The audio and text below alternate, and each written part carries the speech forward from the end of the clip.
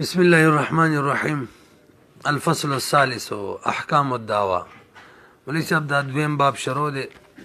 په دویم باب کې موږ ویل شپږ فصل دي. په شپږو فصلو کې کوم اول فصل و په هغې کې بیان د درې دعوو شوی و، خاص طور باندې اصل شی پکې شرایط د دعوی صحیحه و. بیا چې کله دویم فصل شروع شو، په دویم فصل کې د مدعا به اقسام بیان کړي وو، بلکې د مدعا به د متعین کولو او د قاضي د مجلس څخه د راوړلو متعلق کم شرایط وو، دغه شرایط کم اقسام وو هغې بیان کړي وو سره د شرایطو نه. اوس دا دریم فصل لدې کې راته احکام د دعوی بیانوي. نو انتهایی اسان دی د خیره سره، تاسو به ورته لږ توجه سره غوږ دی. الفصل الثالث احکام الدعوه.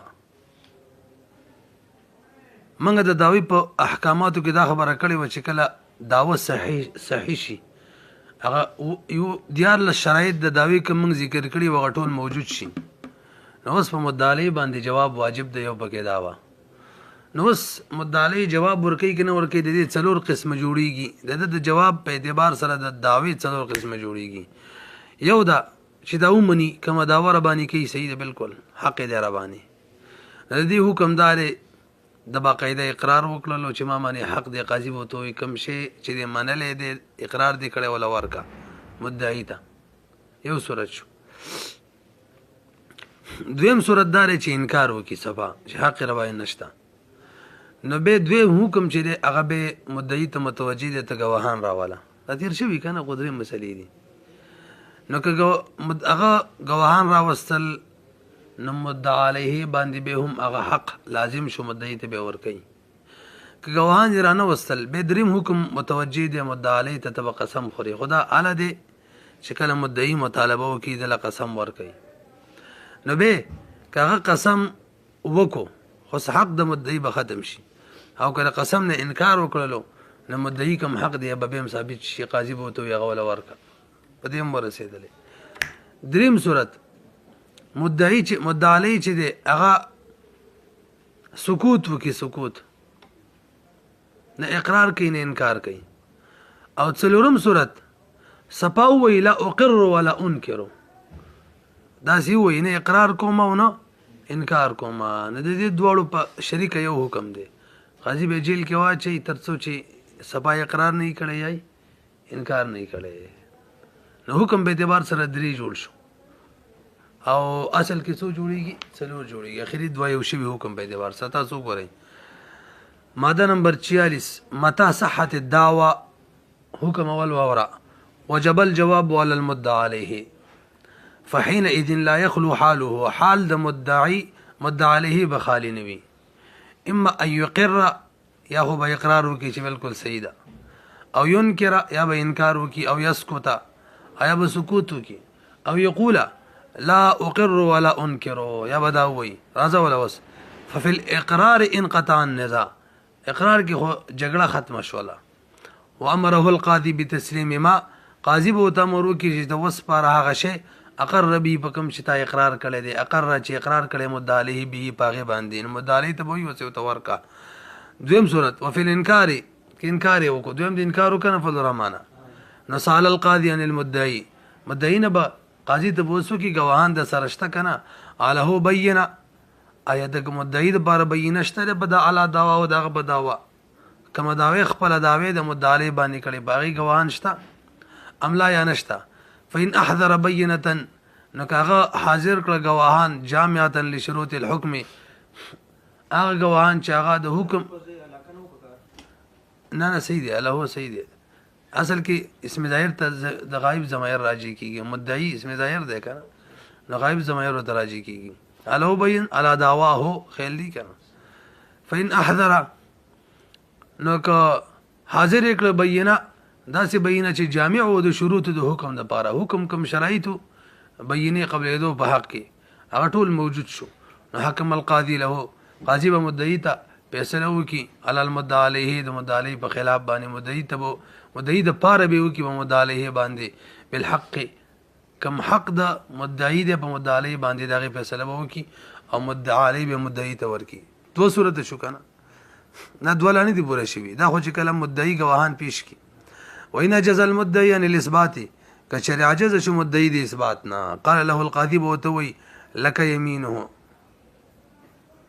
قسم تا ته مدعي ته وي قسم ورکه کنه ورکه نو اوس راځه فإن طلب کچری مدعي مطالبه وکي تحلیفه ته اوس ګوره دې زمایرو ته فإن طلب کچری مدعي مطالبه وکي تحلیفه د مدعا علی د قسم مدعا علی کوم دغه در شوی اوس به هغه ته ضمیر راځي کړي نو علا نفي دعوا او په نفي د دعوا ده چې زما دعوا ته نفي کې دعوا او ضمیر به مدعي ته راځي دي دا ذکر څوک چې زمایرونه خالي راوړي دي کله به یو پسې لګي کله به بل پسې ته ګوره من کم ځنه لګي قال له او به وي مدعي ته قاضي لك يمينه يمين صاحق دی وتورکه کنا يمينه هو کی ضمیر به مدعا علی تراجی الکه کی مدعی ته وای نو فین طلبه کې فاعل ضمیر به مدعی تراجی دی کوم مدعی مطالبه وکړه تحلیف هو به ضمیر تحلیف هو کې مدعا علی تراجی دی د مدعا علی د قسم علی نفي دعوا او په نفي د دعوا خپل کې دي کې به مدعی تراجی دی مدعی دعوی نفي کړي د پدې باندې ول قسم ورکه کنا فین حلف اوس به چا تراجی مدعا علی تراجی خیرم دې کنه دی انتشار تا نو خلا به اوس چا تراجی قاضي تراجی دی قاضي په پری سبیل او سبیل مدعا علیه وانک لا به چا تراجی دی که مدعا علیه انکار وکړلو حکما به چا تراجی دی فاعل زمين قاضي په فیصله وکي علیه پچا باندې وږي بمقتضى نقوله د انکار د مقتضا د تقاضی موافق انکار کړی دی وان سکت دا وسغه درې مو څلورم سورۃ شروع کوي ښا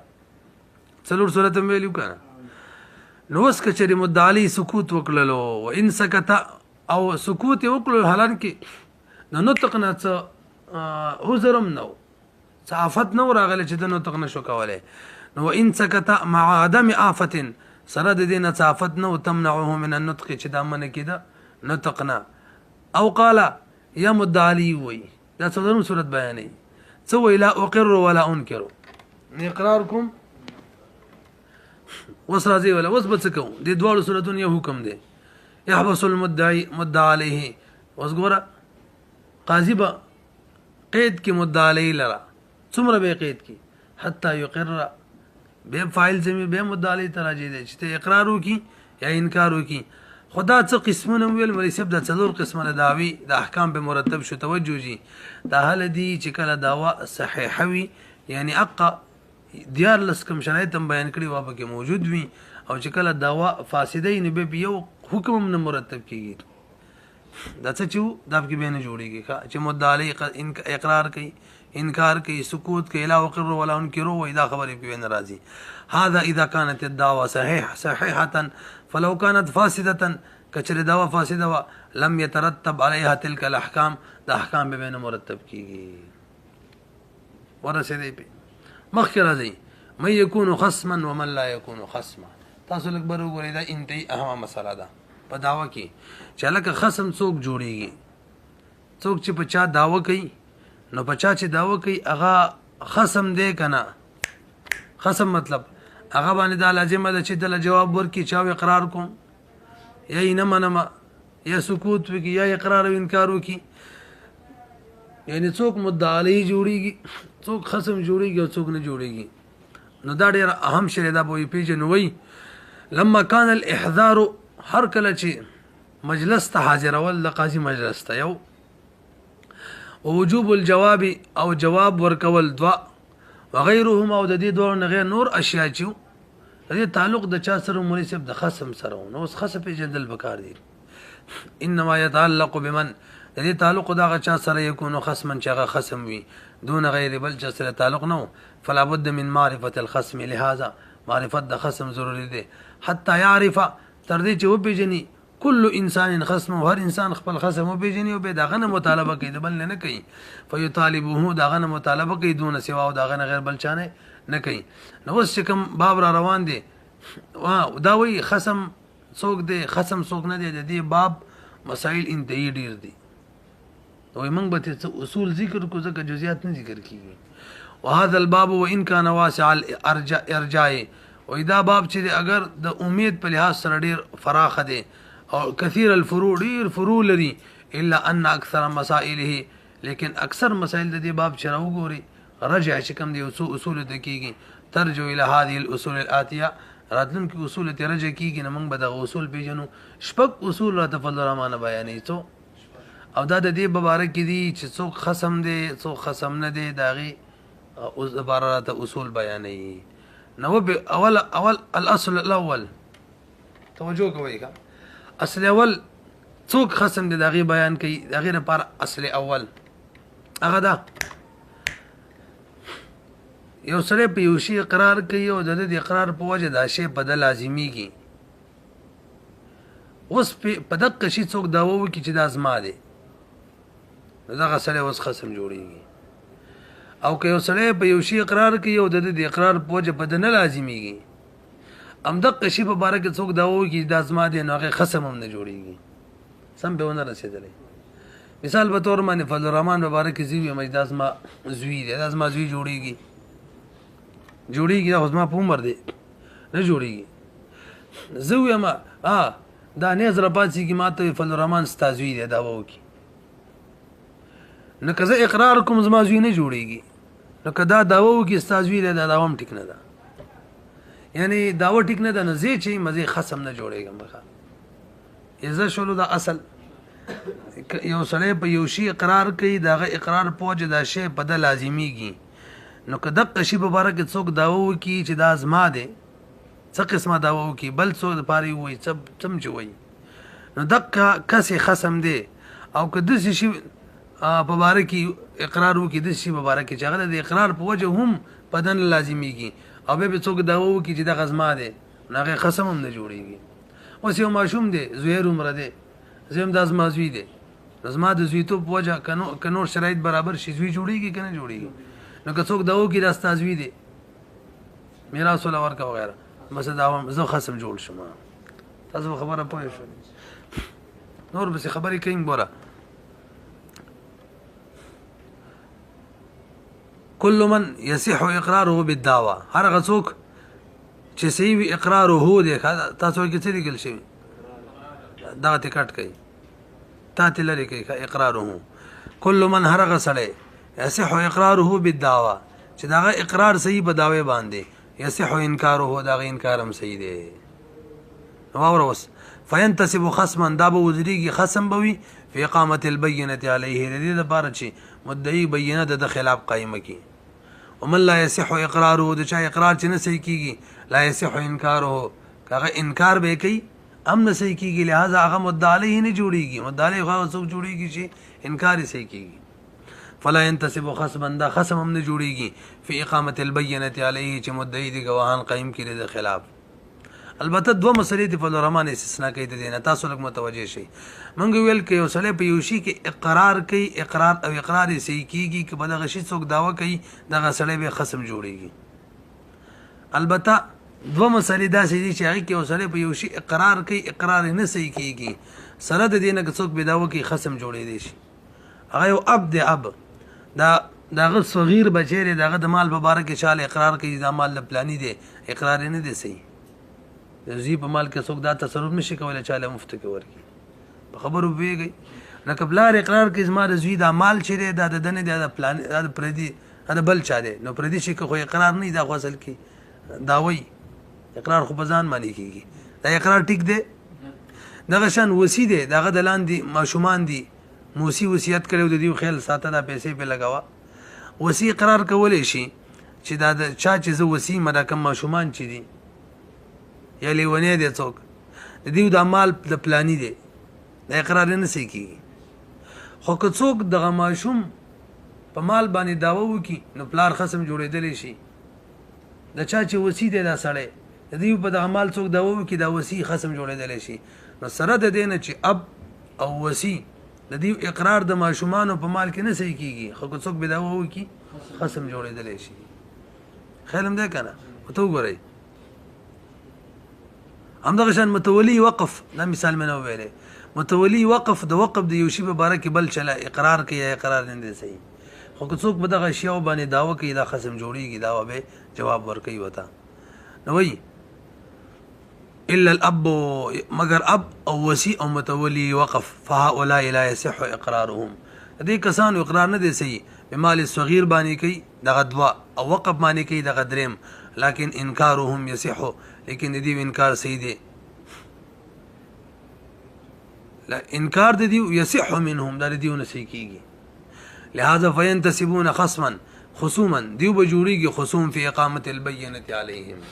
په دې خبره کې چې مدعی گواهان د دیو خلاف قائم کی لګ بر وګوره البته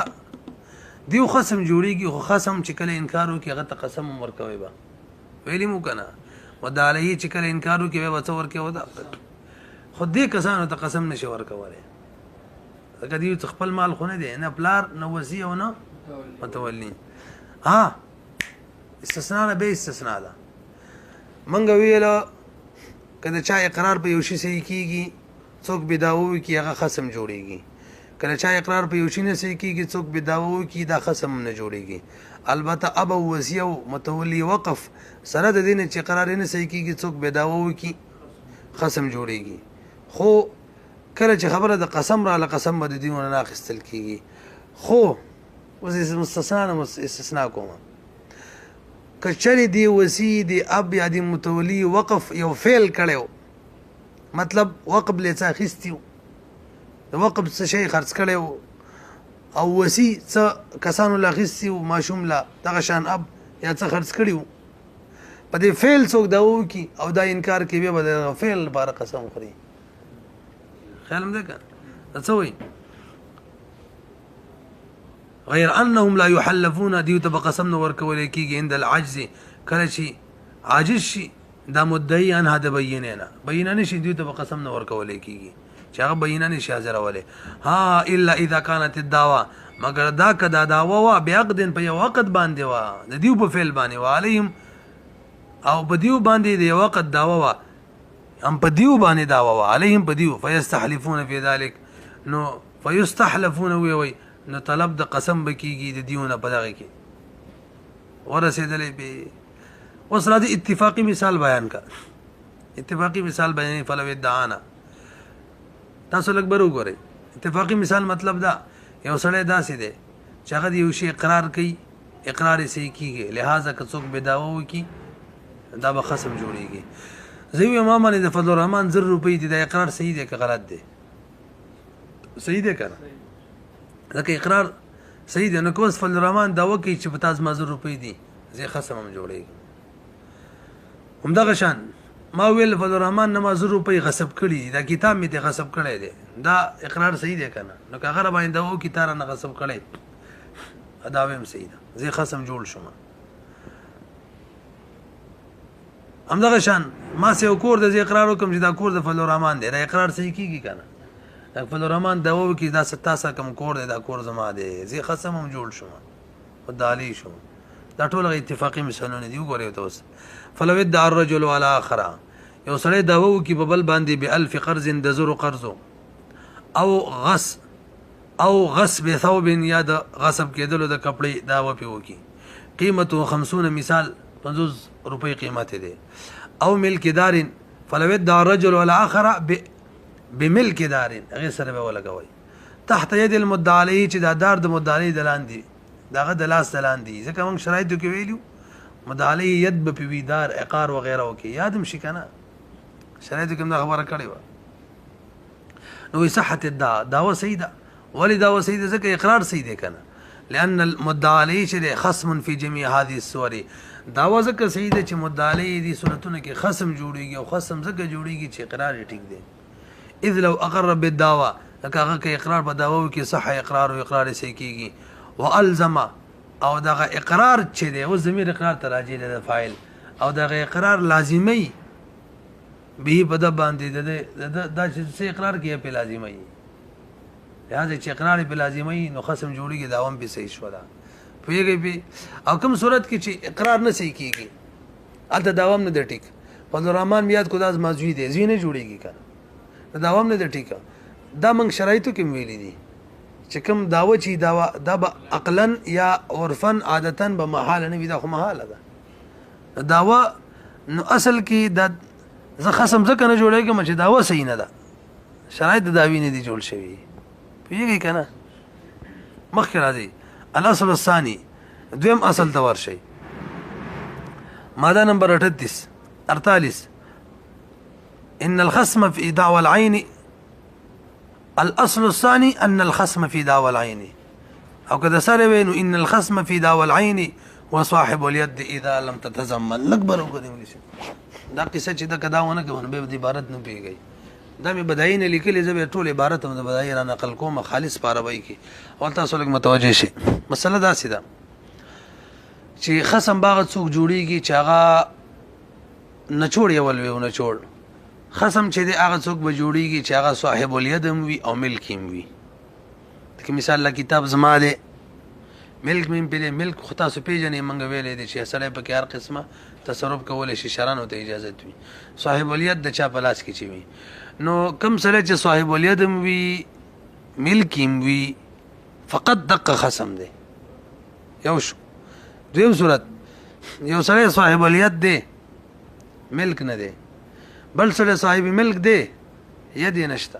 مثال په طور زما کتاب دی دین اسلامي په امانت کې ورکړی دی نو زه مالک یم صاحب الید نه یم هغه صاحب الید دی مالک نه یم دې لپاره قاعده دا ده چې کله دلته دعوه وشي په دغه شي باندې نو دلته دواړه په شریکه خصمین جوړیږي یعنی مدعا علیه دواړه جوړیږي دا مسله زده شوه که ید او ملک یو کس کې مالک هم صاحب ید هم دقه فقط خصم دی او که ید یو ملک د بلو په شریکه خصمین دي په دې قصه پوه شئ اوس راشئ د چې کومه مسله ذکر کړې مسله دا د مولوي صاحب چې کله د یو عین شي دعوه وشي په یو کس باندې د یو عین شي دعوه په یو مدعا علیه باندې وشي نو دا مدعا علیه چې دی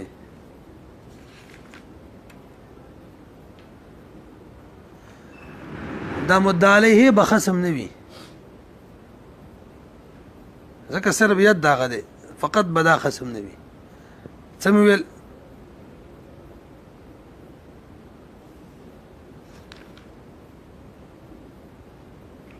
اچھا جی بیا واورئ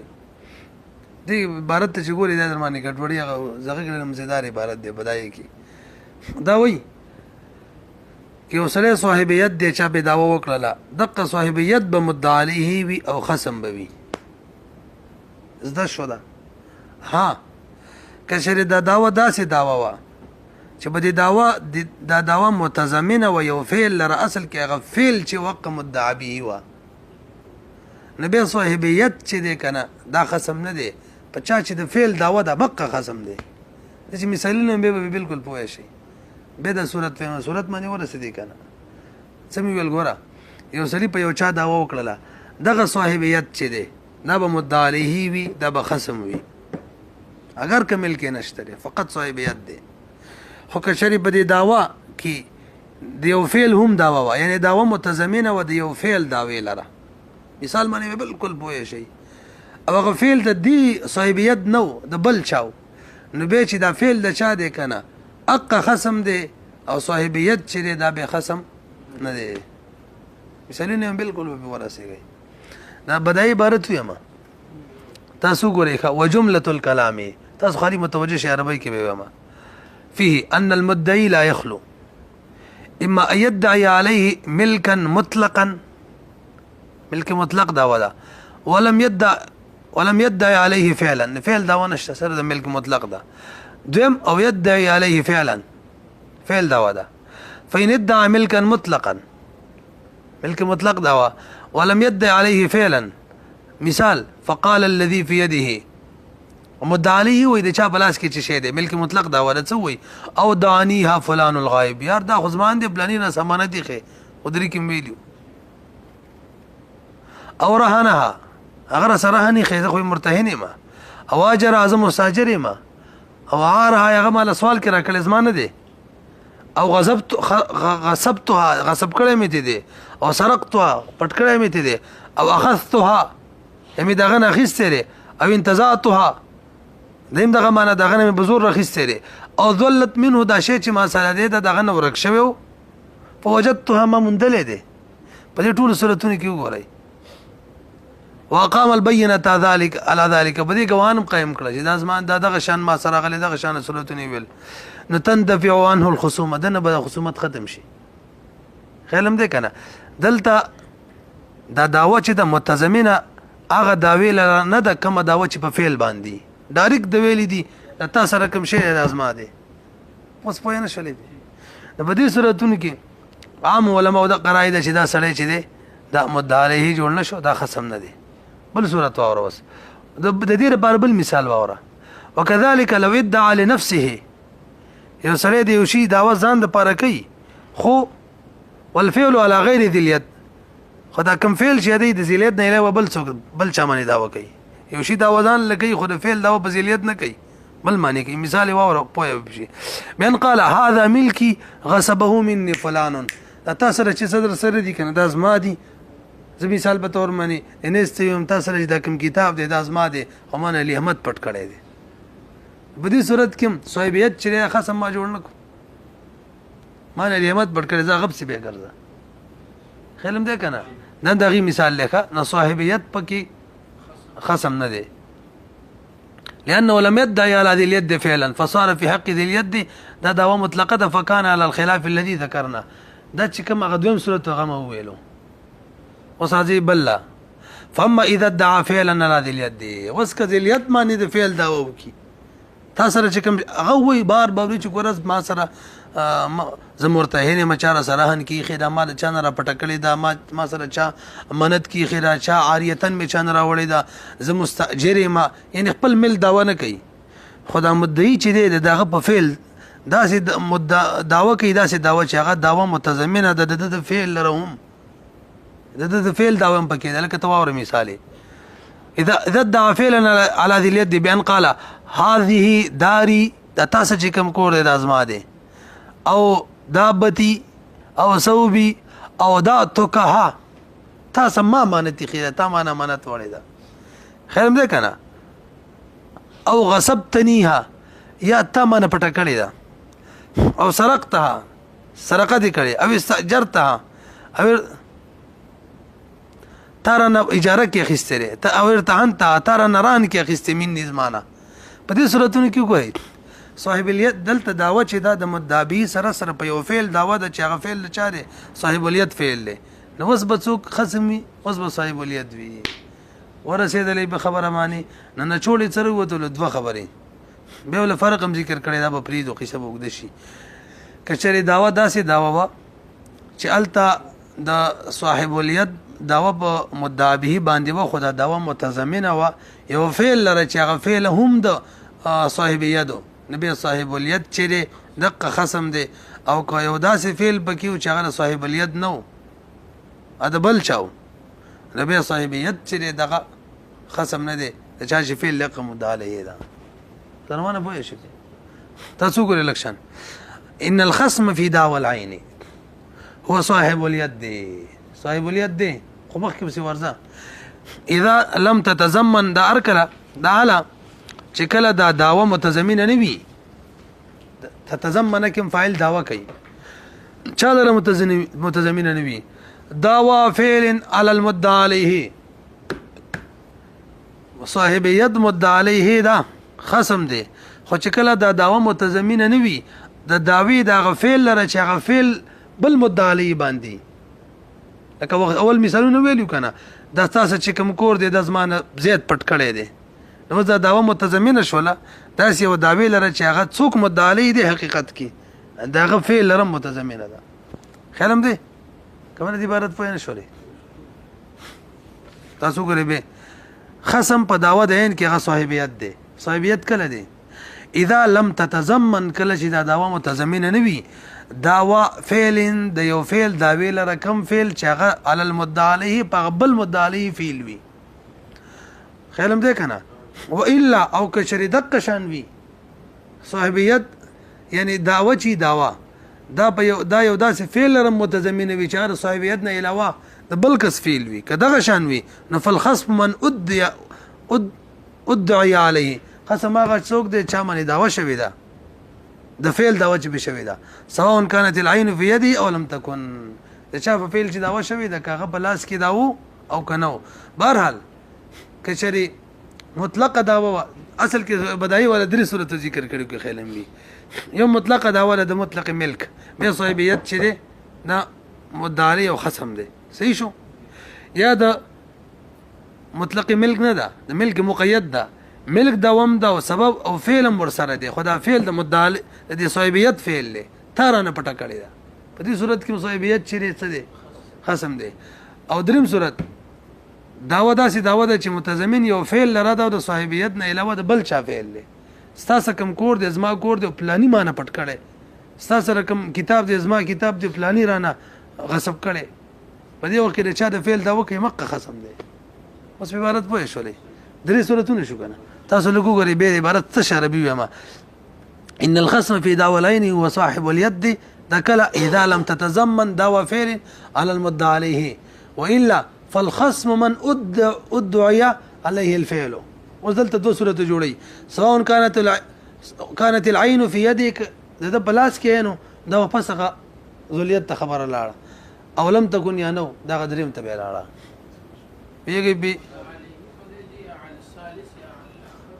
منګ زمام دا خبره کوله چې زین بيخي ترمیم نه مستری دې په دقه شان ویلی چې فعل معنی دا و دا غبه خبره مختمه خو بس اخیره کې هغه مدعی جوړیږي نو ځکه بس تعویل ما یقول سره لیکل دا چې فعل چې دا وایي مدعی هغه دی مخکې راځي 39 نمبر ماده كل من المستاجر اوس په تفریعات کې تو ګوره کنه مستاجر دی مرتهن دی مستعیر دی مودع دی دیو صاحب الید دی دا ټول څوک دی نو که چا په دغه اشیاء باندې داوا وکړه کم شي چې په اجاره کې نیولې دي کم شي چې پرهن کې پروت دي کم شي چې عاریتن راوړې دي کم شي چې امانت دي په دغه اشیاء چا داوا وکړه د ملک مطلق وا ته چا داوا نو به خصم څوک یم دا کسان دي صاحب الید دي کنه او که چا داوا وکړه ملک مقید وو خو یو فعل پکې داسې چې هم د دیو فعلو به هم دیو څه دي خصم دي او که ګوره دوه صورت شو هم که دا کسانو چا داوا وکړه د دیو په دغه اشیاء باندې خو فعل غیر پکې یاد کو نو څه کم غیر دی کم مالک دی دا تاسو رقم شی پرهن کړي کی اجاره کړي دا مالک معنی پټ کړي دی بس مالک خصم دی دا نه دی ورسې په کنه تاسو ګورئ نو کوم صورتونه کې چې د صاحبیت خصم جوړیږي کنه دا خبر ورسره یاد ساتي نو څوک مالک دی او ورسره مرګري اخیره کې پیدا کوي او شروع کې ذکر کړي وا صاحبیت او مال به دواړه وای کا خو صرف دا خبره و ثابتې چې دا هم د خصم توب نه بارکیږي صورتونه کې کله مالک ورسره مرګري ته وګوره لکشان كل من المستأجر والمرتهن والمستعير والمودع ليس بخصم مما يدعي ملكا مطلقا ملك مطلق دا وجي وان كانت في يد هؤلاء قسم پرې خو درک څنګه ها مخکې راځي یو صورت شو تم او يدعي اجاره او رهنا او شراء یا یو سره داوا کوي د اجاره چې دا کور خو ما اجاره کې پلاني لور کړي تا سره په اجاره کې تعالی منه دي او رهنن یا مرهن کې تعالی نه دي درکړي پلاني لمي ور کړي او شران دا شیخ مان پلاني خسته چاته نسبت کوي ټولو کې پلاني من المالک مالکیت کې په دې صورتونو کې لأن العين المدعاة وإن كانت في دي وقت دي صورتونو کې دا کسان چې دي دا خصم وینه دي وذکر لأن العين عين المدعات چې دي وإن كانت في يد هؤلاء اگر کله دی په لاس کې دي دا څه چې دي لكنهم معترفين بالملكيه لصاحبها دا مون قدرت کې ویلو خو دی خو اعتراف کوي کنه یار دا شي نه چې موږ سره د ازمنګ نه دي دیوم اعتراف کوي په ملکیت باندې لصاحبها دا شی چې چاله هغه د پاره زاغه سره داوی کوي دا ازمنګ نه دي کمال کوم ویلو ازمنګ دي تا به موږ سره قصې کولې فلا بد لصحه الخصومه من حضور المالك نو دا اصل کې یو خبره مینس کړه لکه استاد زین رخصتي موږ ویلو ملک مطلق کې چې دی ملک مطلق کې با صاحبیت چی ابا خصم وي پیری مو کنه عدل ته ویل تاسو ګورئ ليس بخصم مما يدعي ملكا مطلقا دا کسان دی ویل دا خصم نه دي خیرم ده کنه دلته دقه خبره کې چې صرف دا خصم نه دي څوک ورسمر کوي مالک به مسمر کوي ته ګور اخیره کې وای کنه فلا بد لصحه الخصومه من حضور المالك مع كل من المذكورين وصحيح تاسو مال که تاسو په اعتراض وکړئ خو تاسو بیخي څه ونه ویل شروع کې موږ دا خبره هم دقه کوله که چا باندې ملک مطلق دا وشي نو څوک چې صاحب الید دی دغه به خصم وي یا ملک مقید وي خو د صاحب الید د فعل دا وشي بیا هم دا څه وي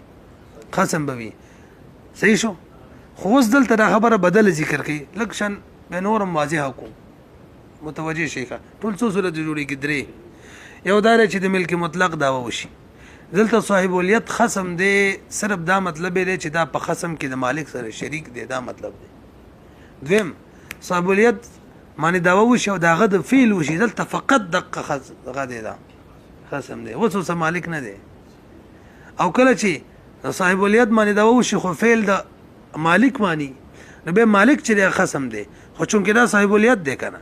نو ور سره دا به شریکی نو هغه اول صورت او د دریم صورت دلته بیانې اول او دریم او د دې لپاره چې دلته اخیره کې کومه جمله لګی چې دواړه خصمین دی غیر باندې دا را بار کو کنه خبره شوی و